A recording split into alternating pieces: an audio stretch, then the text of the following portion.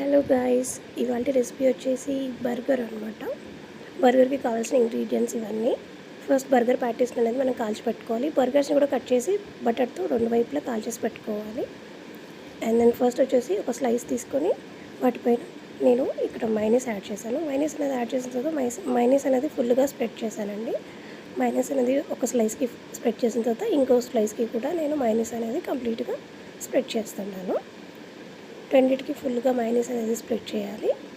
And then bottom slice తీసుకొని వాటిపైన మిగతా ఇంగ్రీడియంట్స్ పెట్టేసుకోవాలి. ఫస్ట్ వచ్చి బర్గర్ ప్యాటీ పెట్టుకున్నాను. అండ్ దెన్ ఆనియన్స్ యాడ్ చేసుకున్నాను. ఇక్కడ ఆనియన్స్ యాడ్ చేసుకున్న తర్వాత టమాటోస్ అనేది యాడ్ చేసుకుంటున్నానండి.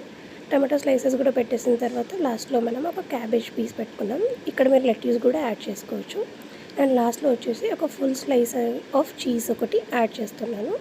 ఫుల్ స్లైస్ ఆఫ్ చీజ్ దానిపైన పెట్టేసిన తర్వాత టాప్ లెవెల్ స్లైస్ ఆఫ్ బర్గర్ని తీసుకొని క్లోజ్ చేసేసాము. అండ్ దెన్ ఇక్కడ చిన్న ప్యాన్ తీసుకున్నాము. మనము ప్యాన్ తీసుకొని ప్యాన్లో ఒక 2 minutes దాకా బర్గర్ అనేది హీట్ చేసుకోవాలండి. ఎందుకంటే మనం చీజ్ యాడ్ చేసుకున్నాం కదా, చీజ్ అనేది కొంచెం మెల్ట్ అయ్యేదాకా మనం హీట్ చేసుకోవాలి లో ఫ్లేమ్లో.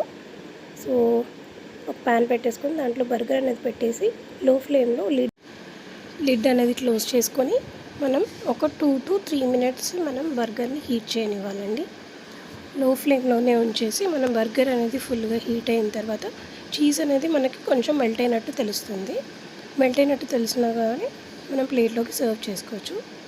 సో నేను ఇక్కడ తీసుకున్న బర్గర్ బన్ కూడా హోల్ వీట్ బర్గర్ అండి. Hope you like it guys. Thank you for watching. Please subscribe.